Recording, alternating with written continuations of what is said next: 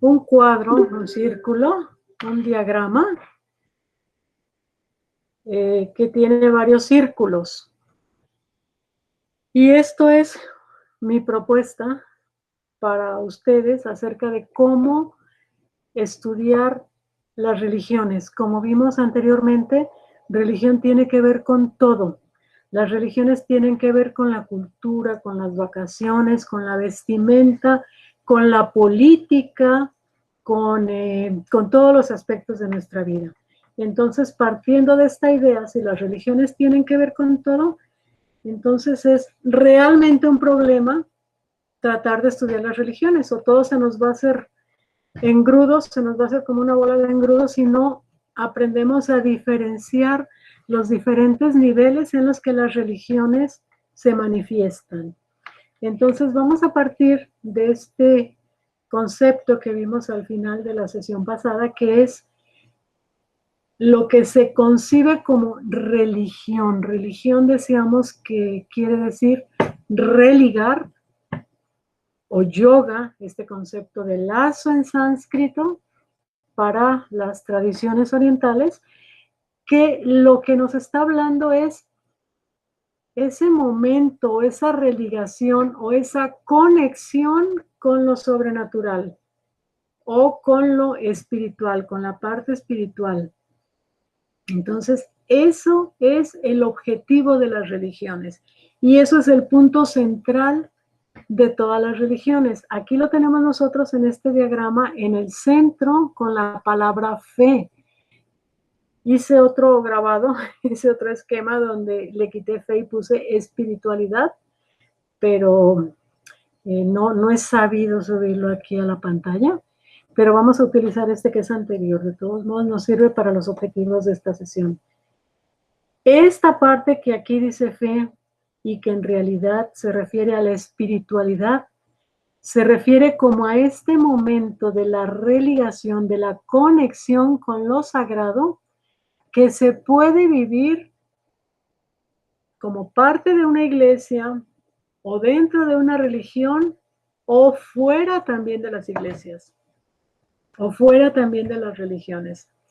Yo creo que todos hemos experimentado un momento así y piensen ustedes en su experiencia cotidiana, si han vivido algún momento donde sientan que o piensan que han sentido como una paz muy profunda, como mucha tranquilidad, como mucha armonía, como mucha alegría, como esa conexión con algo sagrado. Ese es el momento de la espiritualidad. Y este es el momento que han vivido los grandes místicos en todas las religiones.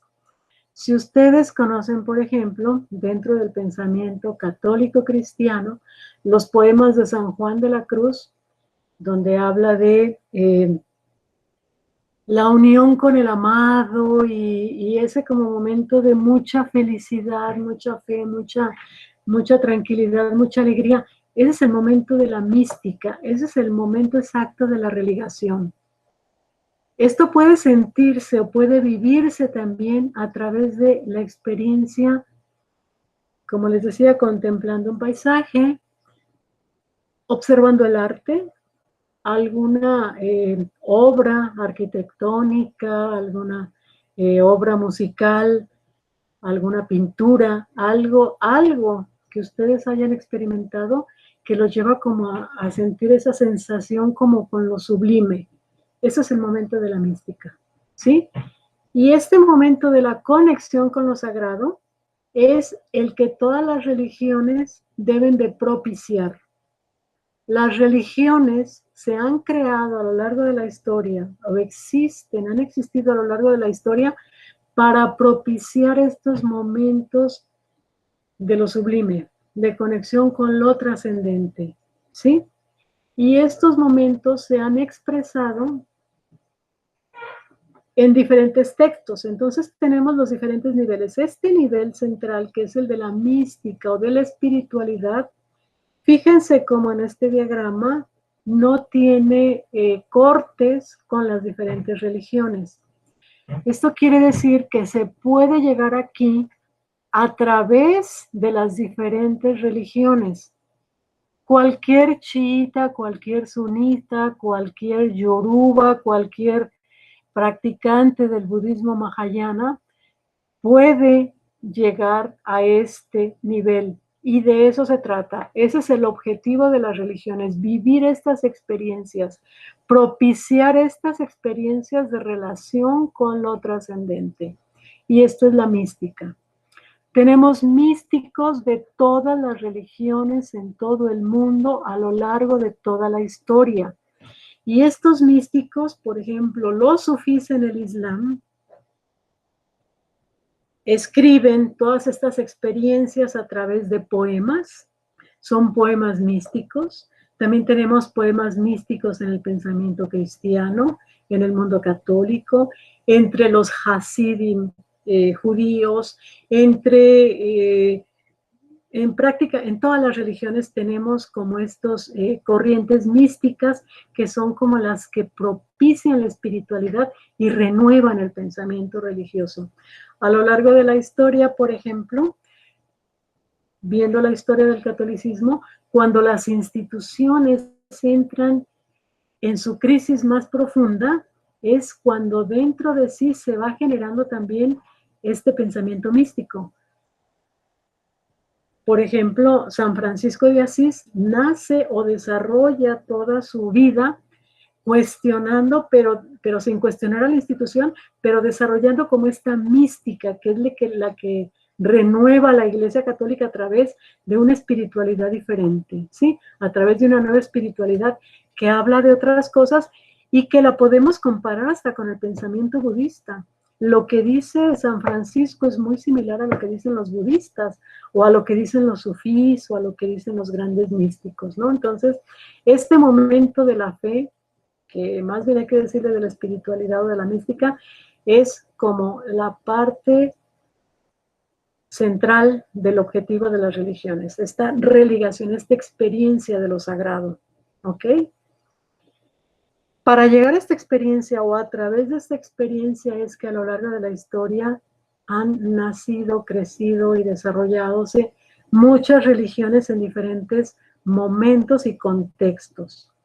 Y aquí tenemos, por ejemplo, Oriente, el budismo, hinduismo, taoísmo. Tenemos a las religiones afroafricanas y afroamericanas. Tenemos el judaísmo, el islam y el cristianismo. Aquí nosotros, este segundo círculo es lo que yo llamo específicamente el campo de las religiones, de los discursos religiosos, de los textos sagrados. Y cada religión, cada cultura tiene sus propios textos sagrados.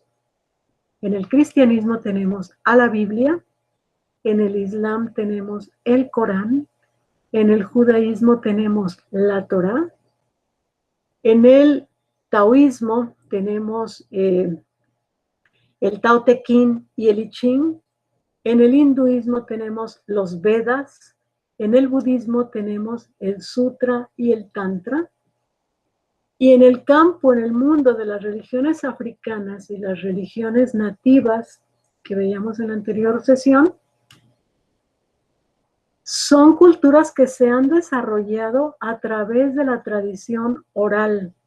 Desafortunadamente no se han escrito sus textos religiosos o se empiezan a escribir, por ejemplo, o a recuperar a través de la tradición oral, a través de cuentos, de leyendas. Hay otro tipo de textos que son, por ejemplo, las representaciones visuales del mundo sagrado que veíamos, por ejemplo, con los virrárikas, pero son textos visuales, no son textos escritos, ¿no? ¿Por qué? Porque estas sociedades eran ágrafas, no tenían escritura y no la desarrollaron. Y además se desenvolvieron en condiciones tan difíciles y de tanta opresión que conservaron todo a través de la oralidad. Y si algo escribían se les quemaba, como sucedió con la cultura maya en nuestro país, ¿no? Todos los textos, toda su cultura, pues se quemó, se perdió, pero lo que quedó fue lo que se guardó en el pensamiento y se siguió transmitiendo a través de una generación a otra. ¿De acuerdo? Entonces, en este segundo nivel tenemos lo que son específicamente las religiones o los discursos religiosos, los textos sagrados. Luego tenemos un tercer nivel, que son las iglesias o las comunidades. ¿Cómo se organizan estos creyentes de las diferentes religiones o tradiciones? ¿Cómo se organizan entre sí? Y aquí es donde encontramos una tremenda variedad y encontramos también muchos problemas debido a esta variedad. En el Islam tenemos, por ejemplo, chiitas, que es el 10% de la población musulmana. Tenemos a los sunitas, que es el 90%. Y dentro del sunismo tenemos a los wahabitas, que son los radicales del Islam. Aquí en el wahabismo nace Al-Qaeda, por ejemplo. Y tenemos a los sufis, que son los grandes místicos. Aquí estamos hablando de 4 vertientes del Islam, de una sola religión, con un solo libro sagrado, pero 4 vertientes, 4 grupos, 4 maneras diferentes de practicar y vivir la misma religión. ¿Sí? En el judaísmo tenemos 5 vertientes, y yo incluí también el hasidismo, que son los místicos, y que va desde la vertiente ultra ortodoxa, aquellos que se visten de negro con sombrero de copa y usan los bucles, los hombres. Los ortodoxos, los conservadores, los liberales son diferentes vertientes dentro del mismo judaísmo, y los hasidim, que son los místicos. Entonces son diferentes maneras de vivir la religión a partir de un mismo texto sagrado que es la Torá. En el caso de las religiones orientales tenemos el taoísmo, ya les decía, hay dos textos de filosofía, de sabiduría, que son el Tao Te Ching, el I Ching. Hay otros, pero se conocen menos o se han difundido menos en Occidente.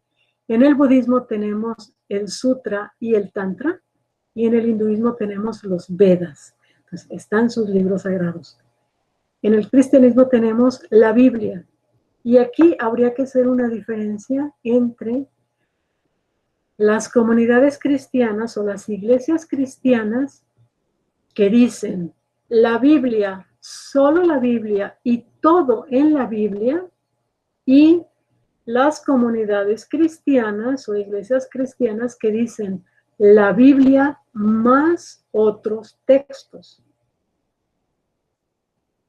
¿De acuerdo? Entonces, entre los que dicen la Biblia, solo la Biblia y todo en la Biblia, tenemos a los protestantes, la iglesia que nace de Lutero y que dice, no importa lo que diga el cura, ni el obispo, ni el papa, lo importante es lo que Dios transmite a través de Jesús en los evangelios. Entonces es la Biblia, solo la Biblia y todo en la Biblia.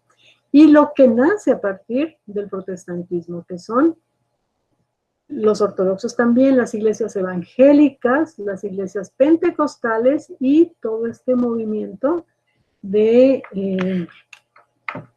nuevas iglesias que se conocen o se llaman a sí mismas como cristianos o como protestantes, evangélicos y demás, ¿no?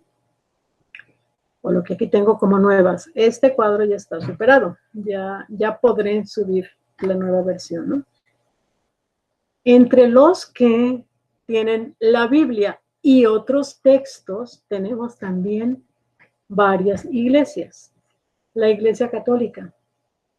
¿Alguien me podría decir qué otros textos tiene la Iglesia Católica que considera igual de importantes que la Biblia? ¿Alguien tiene idea? Pues podrían ser los del Vaticano, bueno, no estoy segura, o las cosas que diga el Vaticano que queden estipuladas en documentos. Exacto.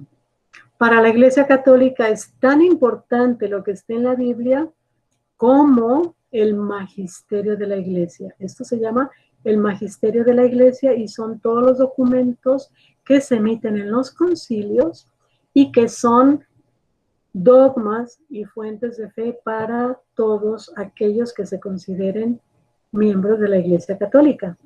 Por ejemplo, el Concilio de Trento, el Vaticano II, los documentos que emita el Papa y demás. Esto se llama el magisterio de la Iglesia y es igual de importante, o a veces en la práctica más importante, que la misma Biblia o los evangelios, ¿no? Entonces, aquí dentro del catolicismo es una de las iglesias o de las vertientes que tiene la Biblia y otros.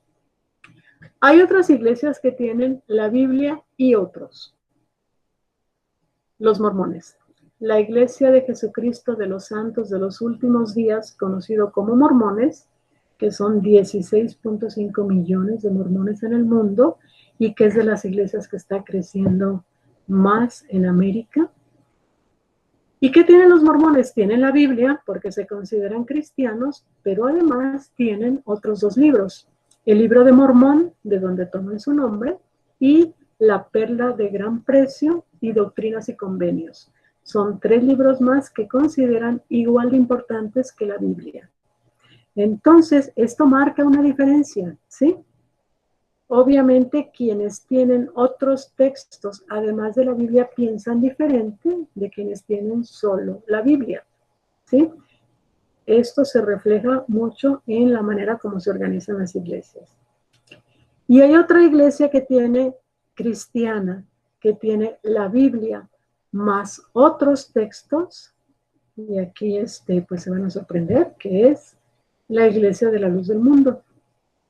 La Iglesia de la Luz del Mundo es una iglesia cristiana, pentecostal, que nace en Guadalajara en 1929, justo en el tiempo de la cristiada, y ellos siguen la Biblia, leen mucho la Biblia, todas las personas de la Luz del Mundo, la leen, la estudian desde muy jóvenes, pero además a la Biblia le han incorporado una parte ustedes recuerdan la estructura de la Biblia católica, por ejemplo, cristiana, que tiene las cartas de los apóstoles al final. Bueno, pues la Iglesia de la Luz del Mundo incluyó entre las cartas de los apóstoles las cartas del hermano Samuel Joaquín, que es el anterior líder de la Iglesia de la Luz del Mundo.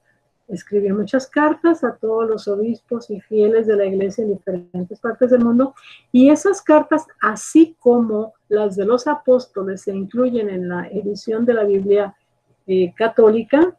La Iglesia de la Luz del Mundo se toma la libertad o incluye las cartas de su propio pastor, porque lo considera discípulo de Jesucristo, igual que Pedro, Pablo, etcétera, ¿no? Entonces, es la Biblia más otros textos.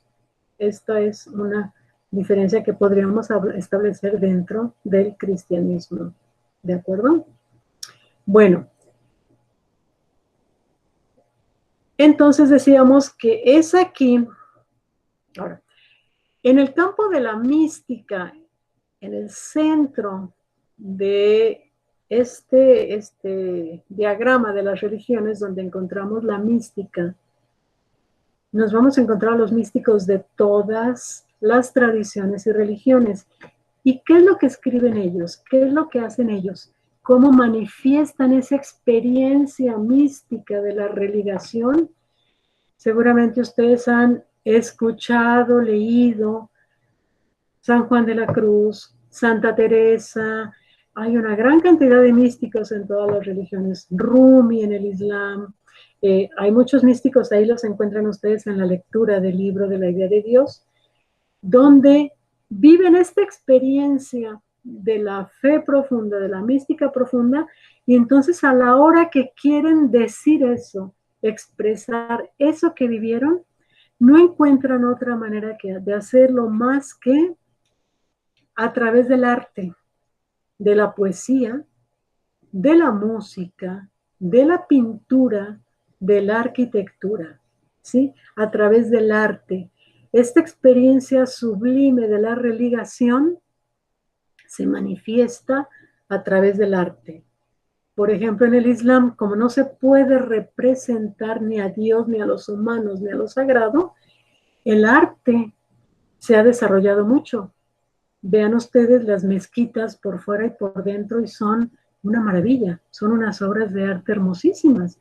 ¿Por qué? Porque allí está expresado toda esta sensación, estos sentimientos, esta experiencia de lo místico en el nivel muy profundo que va a lo sublime, a lo más bello, ¿de acuerdo? Entonces, si nosotros queremos estudiar este campo de la mística o de la espiritualidad, ¿cómo lo vamos a hacer? Lo vamos a hacer a través de las artes, de las bellas artes, la música.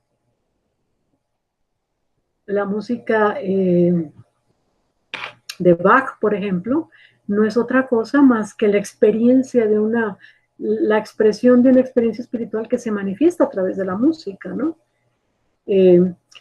Las obras de arte, esta experiencia de la mística se estudia y se conoce a través de la poesía, de la literatura, de la arquitectura, de la pintura, de la música.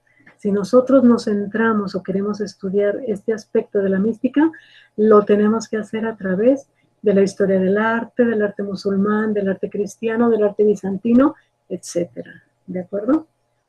Si nosotros queremos estudiar la parte de las doctrinas y qué dicen estas culturas acerca de Dios, del más allá, de la ética, etcétera, lo vamos a hacer a través del estudio de sus textos sagrados.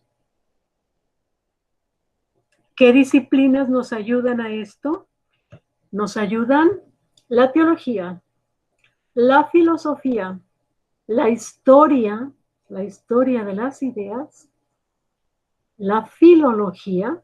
La filología es la ciencia que estudia las diferentes versiones de los textos y la historia de los textos, por ejemplo, la historia de los evangelios, por qué esos y no otros, de qué lengua a qué lengua se tradujeron. Todas estas cuestiones las estudia la historia. La teología estudia las ideas de Dios, las ideas de lo sagrado, las ideas de la salvación, ¿sí? Las lenguas, por ejemplo, aprender, en este caso, o en el caso de Oriente, sánscrito, chino, etcétera, aprender estas lenguas para entender la versión original en el contexto de la creación de estos textos, etcétera, ¿no? Este campo es el estudio de las ideas y de los textos, ¿de acuerdo? El tercer nivel, que es el nivel o el campo de las instituciones, aquí es donde encontramos todos los problemas de las iglesias. Quienes tienen una misma religión o una misma creencia tienden a unirse. Esto es algo natural. Siempre nos juntamos con quienes piensan como nosotros. Lo mismo sucede con las iglesias. Si yo me identifico con tales ideas, me junto o me uno con las personas que piensan como yo. Y así es como se van formando las comunidades religiosas o las comunidades espirituales. Pero además, estas comunidades siguen diferentes caminos. Como ya veíamos, unos se institucionalizan y se van haciendo poderosas y ricas, y otras no les interesa el dinero y desarrollan más la parte espiritual, etcétera. No hay de mucho, hay muchas maneras de formar estas comunidades. Pero aquí es donde surgen los problemas, porque los miembros de cada comunidad o de cada iglesia se van a empezar a enfrentar con los demás por la manera como ven y practican la religión. Vamos a ver el caso del Islam, por ejemplo. Sunitas y chiitas tienen la misma fuente de fe, el Corán. Sunitas y chiitas desde pequeños aprenden el Corán en árabe y lo recitan en árabe. De manera que un adulto musulmán es muy común o es es muy común que se sepa prácticamente todo el Corán en árabe y que lo reciten. Y que además todos, sean sunitas, chiitas, wahabitas o sufis, rezan 5 veces al día, hacen sus abluciones, practican los 5 pilares del Islam. Pero independientemente de eso, tienen grandes diferencias. ¿Qué es lo que encontramos ahorita, por ejemplo? Que están enfrentados. Sunitas y chiitas en estos últimos años hemos visto, en este último tiempo hemos visto cómo unos grupos queman las mezquitas de los otros, cómo se enfrentan en guerras, cómo acaban este gran conflicto que se ha vivido en Siria, en Oriente Medio, en los años recientes, y que tiene tintes de un conflicto religioso, pues es también en parte por las diferencias entre estas dos comunidades. Los wahabitas, que les decía, pertenecen al sunismo, es como la parte más radical dentro del Islam. Y son los que dicen, nosotros vamos a hacer la guerra santa y vamos a luchar contra todos los infieles, etcétera, y se sienten con el derecho de luchar contra todos los que no crean como ellos. Entonces, dentro del mundo musulmán hay desde los más abiertos a los místicos a los más radicales. Esto lo tenemos en todas las religiones.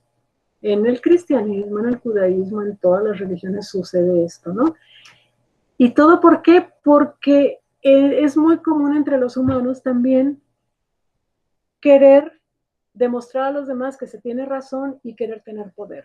Entonces, cuando surgen estos problemas del dinero y del poder, es cuando las instituciones se olvidan de la doctrina y se olvidan sobre todo de que tienen que llevar a sus fieles a la experiencia de la religión. Vámonos al otro campo, al cristianismo que conocemos más y a la historia de la Iglesia Católica. ¿Qué sucedió con el catolicismo durante mucho tiempo? Bueno, pues que la Biblia no estaba traducida hasta el siglo XVI con Lutero. Lutero hace la primera traducción de la Biblia a lenguas vulgares o al alemán. ¿Por qué? Porque Lutero dice, la iglesia está corrompida, estos obispos y papas y demás, toda esta jerarquía católica está enfocada a vender las indulgencias, a hacerse más rica, a hacer acuerdos políticos, está podrida por adentro, decía Lutero. La única manera o lo que yo puedo hacer, dijo Lutero, es enseñarle a la gente que lo que la iglesia o los sacerdotes dicen que dice Jesús no es eso. La gente tiene que aprender a leer la Biblia en su propia lengua para que por sí misma lea el mensaje de Jesús y no se crea lo que dicen que dice que dice. ¿Me entienden? Entonces, esta es la gran reforma de Lutero, de cuestionar el poder que tiene la iglesia, de cuestionar la corrupción que hay dentro de la iglesia y plantear una reforma dentro de la institución. ¿Cómo? Pues en primer lugar, traduciendo la Biblia para que este texto pueda leerse por todos. Y en la medida en que se lea y se conozca, pues entonces la gente va a dejar de creer muchas cosas que están diciendo que dicen que dijo Jesús, pero que no eran ciertas, ¿no?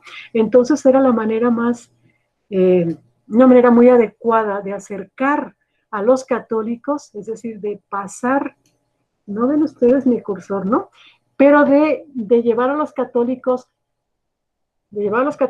a través de la doctrina a la experiencia de la religión, es decir, de saltar de la institución o del mundo de las instituciones a través del conocimiento de la doctrina a la experiencia de la religión. ¿De acuerdo? Y es aquí cuando surgen también los problemas. ¿Por qué? Porque las iglesias se pelean entre sí, o los líderes de las iglesias se pelean entre sí. ¿Por qué? Porque quieren jalar más fieles, quieren jalar agua a su molino, porque quieren llevar más gente, porque tienen miedo de que la gente se salga de sus iglesias, porque tienen miedo de que se formen nuevas iglesias. ¿Por qué? Porque están aquí metidas dos cuestiones que son muy humanas, pero que están dentro de las iglesias. Una es la cuestión del poder y la cuestión del dinero. Y cuando estos dos asuntos entran en el mundo de las instituciones, es cuando aparecen los problemas, las guerras, la corrupción y demás, ¿sí?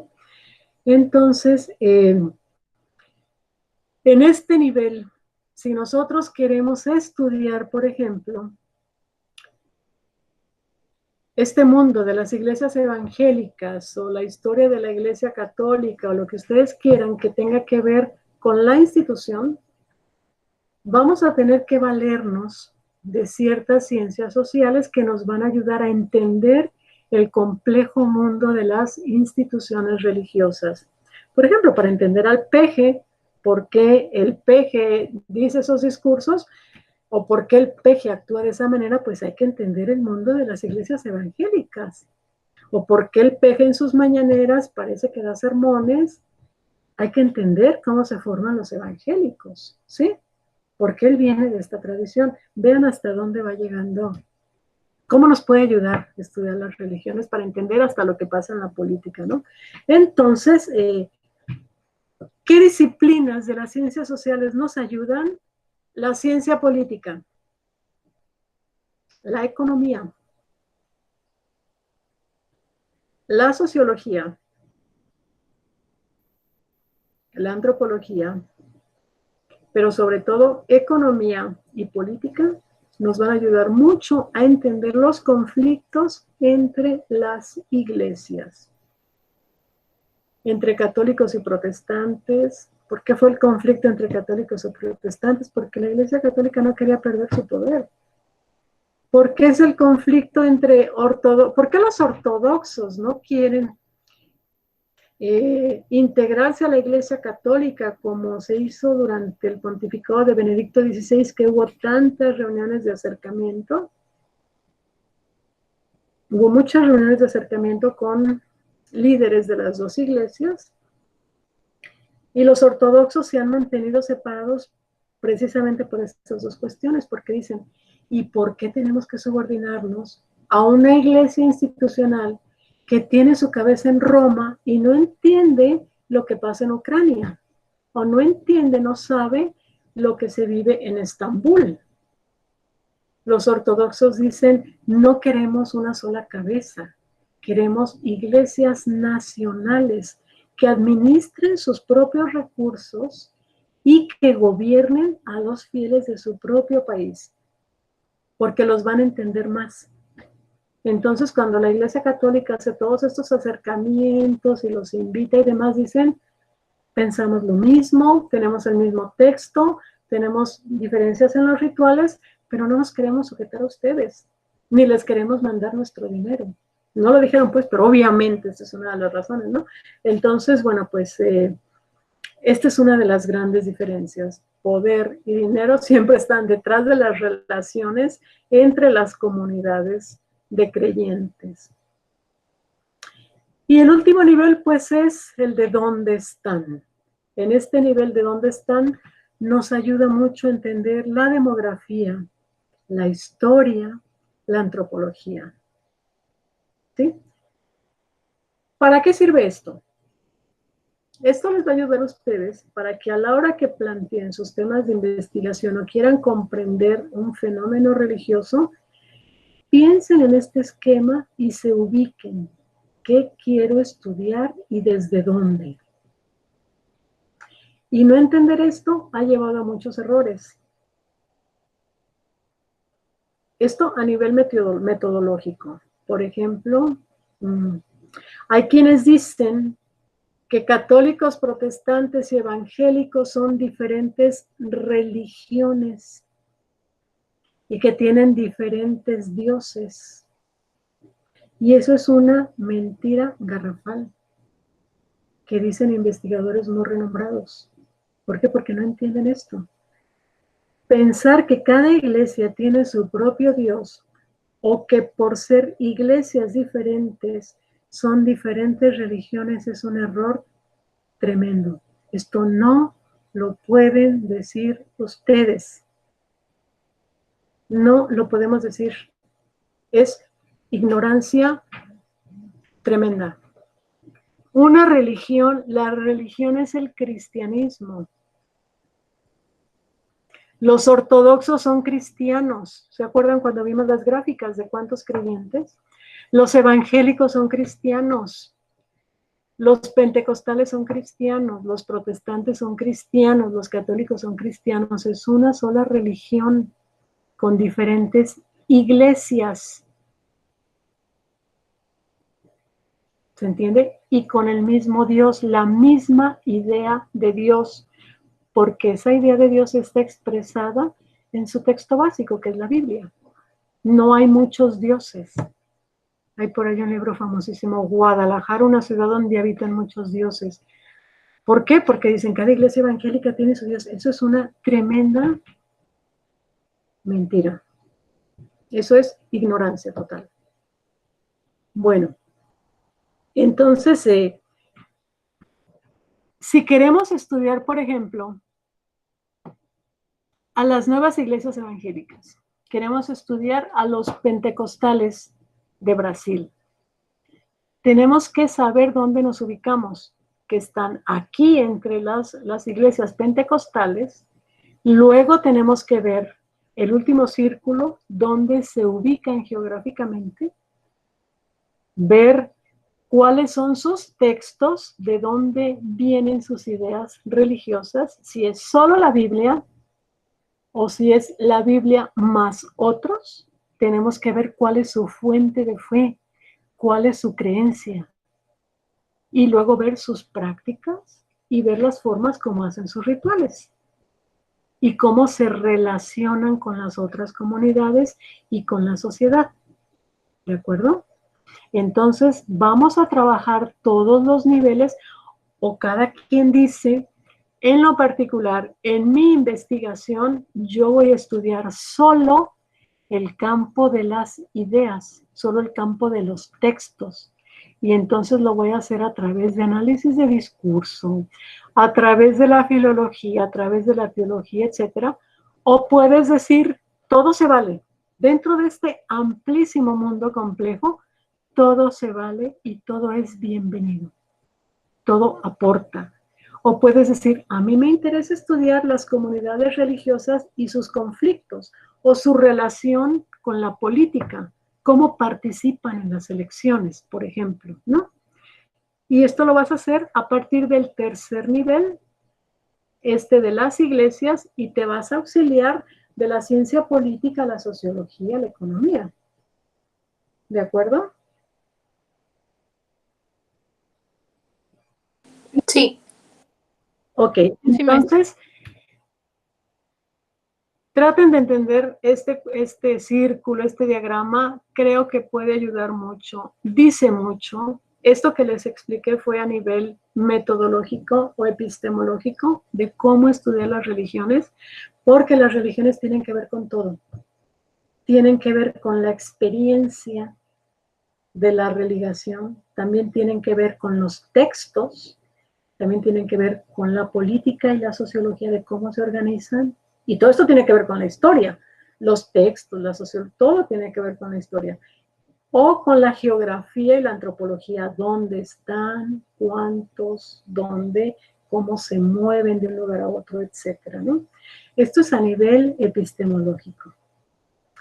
Pero a nivel personal también les ayuda mucho para que no digan tonterías, o puedan ustedes también aclarar sus propias ideas. Si les interesa vivir todos lo hemos vivido, aunque no seamos religiosos, aunque no pertenezcamos a ninguna iglesia, esta experiencia mística o de la religión es algo que todos hemos vivido. A lo mejor contemplando el mar, o no sé, abrazando un bebé, no sé, hay experiencias espirituales que te hacen como entender estos momentos. Levante la mano si sí o si no. Entonces, este momento de la religación, fíjense cómo está en el centro, porque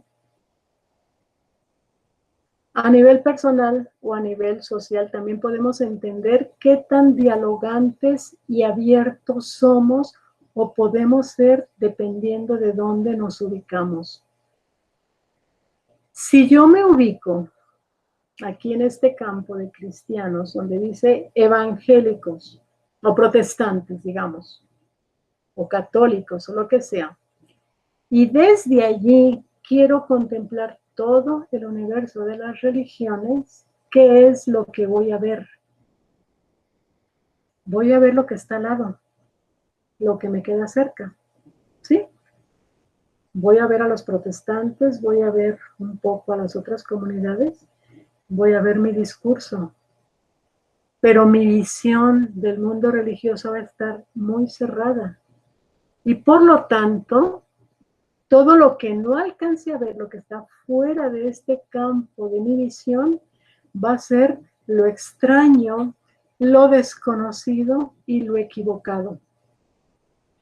Cuando yo me cierro a mi propio mundito y digo, esto es lo mío, esto es lo único, esta es la única verdad, esto es la neta del planeta, y no veo lo demás, entonces estoy fomentando en mí mismo una actitud no dialogante y una actitud fundamentalista.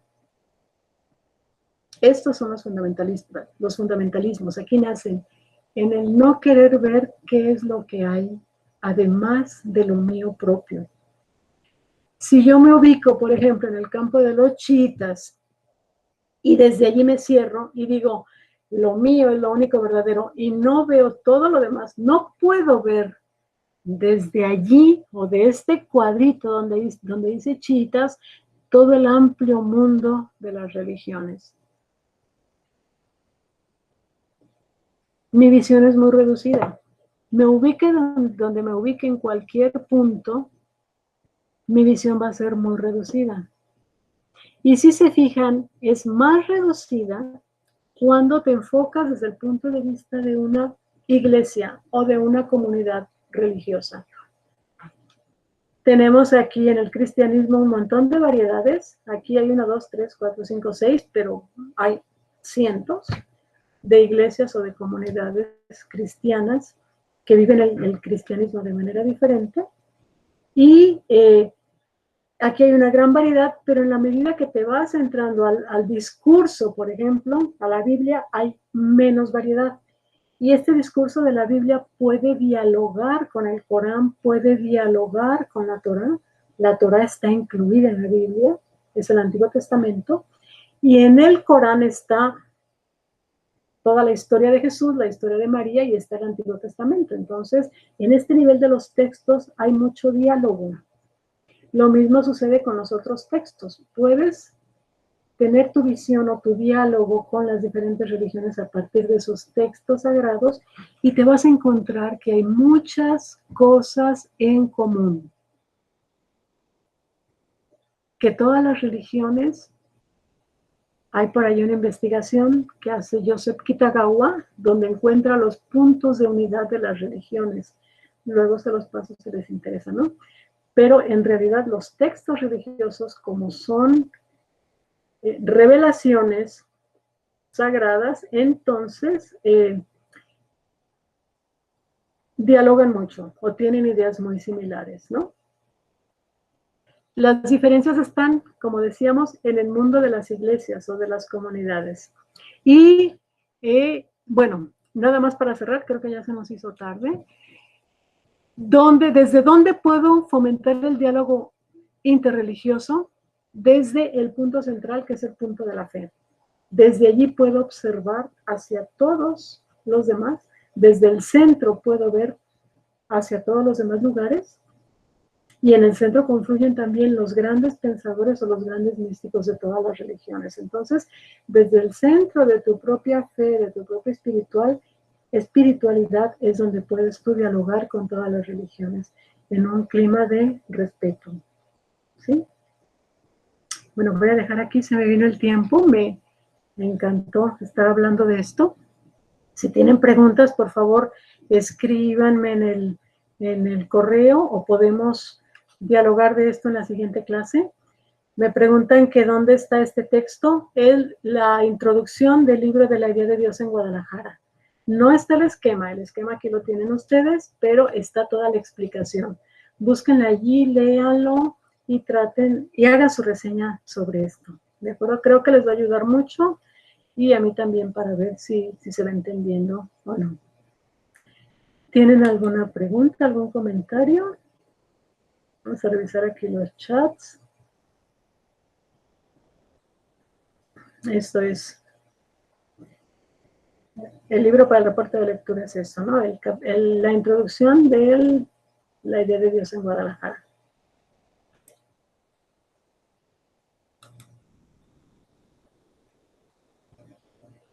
¿Alguna otra pregunta?